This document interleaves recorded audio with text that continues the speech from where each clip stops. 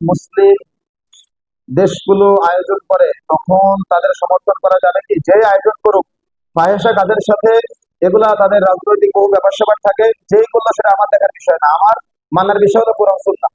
কথা কি বুঝতে পেরেছেন?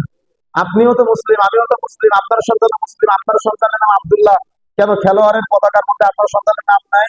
বিভিন্ন পথভ্রষ্টতা আছে বিশ্বব্যাপী, সেগুলো আমার দেখার বিষয় না। আমার দেখার বিষয় আমি কতটুকু কোরআন সুন্নাহ মেনে চললাম, আমি কতটুকু জান্নাতের পথে গেলাম, আমি কতটুকু জান্নাতের জন্য চলতে পারলাম, কোরআন সুন্নাহর দাওয়াত দিলাম, মানুষকে সে পথে নিয়ে আসতে পারলাম। কথা কি বুঝতে পেরেছেন?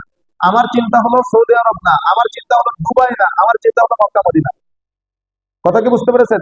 আল্লাহর নবী কি বলেছেন সৌদি আরবে দাজ্জাল প্রবেশ করবে না? আল্লাহর নবী কি বলেছেন? মক্কা মদিনায় দাজ্জাল প্রবেশ করবে না। এই জন্য মক্কা মদিনার কথা চিন্তা করবেন। এই জন্য মনে রাখার চেষ্টা করতে হবে, এই হারাম আয়োজনের সাথে রাস্তা দিয়ে আস্তে আস্তে বহু জায়গায় দেখলাম প্রজেক্টরে খাড়া দিয়েছে এগুলা। অর্থায়ন কারা করেছে? আপনার সন্তান না? অর্থায়ন কারা করেছে? আপনি যাকে ভোট দিয়ে নির্বাচিত করেছেন সেই ব্যক্তি না? তো যত মানুষ খেলা দেখবে সবার পাবের ভাগ আপনার আমল নামায় আসবে। নামাজ তো পড়েন নাকি? নির্বাচিত কে করেছে তাকে?